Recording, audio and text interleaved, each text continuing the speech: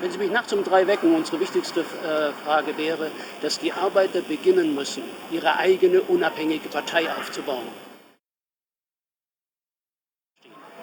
Die kommende Regierung, egal wie sie zusammengesetzt sein wird, ist eine Regierung, die der arbeitenden Bevölkerung den Krieg erklärt. Die haben Kürzungen, Sozialabbau vorbereitet, das kann sich heute noch kaum jemand vorstellen.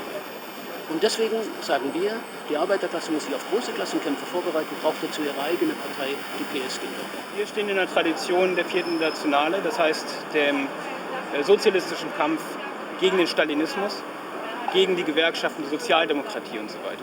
Wir sind der Meinung, man braucht eine unabhängige Bewegung, unabhängig von den Gewerkschaftsbürokraten, unabhängig von den stalinistischen Organisationen, von diesen ganzen bürokratischen Organisationen, deren Ziel es ist, die Arbeiter zu unterdrücken, jede Opposition im Keim zu ersticken. Wir sind der Meinung, man muss diese Opposition organisieren. Wir sind der Meinung, dass es eine internationale Bewegung von unten geben muss, eine internationale Bewegung der Arbeiter mit einem revolutionären Programm. Zunächst mal muss man verstehen, was die gegenwärtigen Verhältnisse sind, wenn man sich die Frage stellt, was man anders machen will. Wir leben in einer Gesellschaft, die gescheitert ist. Es wurde vor 22 Jahren viel über das Scheitern des Sozialismus geschrieben und geredet. Heute erlebt man das Scheitern des Kapitalismus. Die Gesellschaft bricht sozial vollständig auseinander. Die Reichen werden ständig reicher, während gleichzeitig die Armen verelendet werden. Wir als Partei für soziale Gleichheit sind der Auffassung, dass man das nur verhindern kann, indem die Macht der Banken und des Kapitals gebrochen wird. Aber dazu ist das Eingreifen von Millionen Menschen in die politische Entwicklung notwendig. Wirkliche Mobilisierung der breiten Schicht der arbeitenden Bevölkerung und die Errichtung einer Arbeiterregierung, die die Interessen der arbeitenden Bevölkerung höher stellt als die Profitinteressen der Wirtschaft. Die Linkspartei macht genau die gleiche rechte Politik wie alle anderen Parteien im Bundestag. Sie hat im Eilverfahren zum Bankenrettungspaket zugestimmt. Sie hat hier in Berlin eine soziale Katastrophe angerichtet.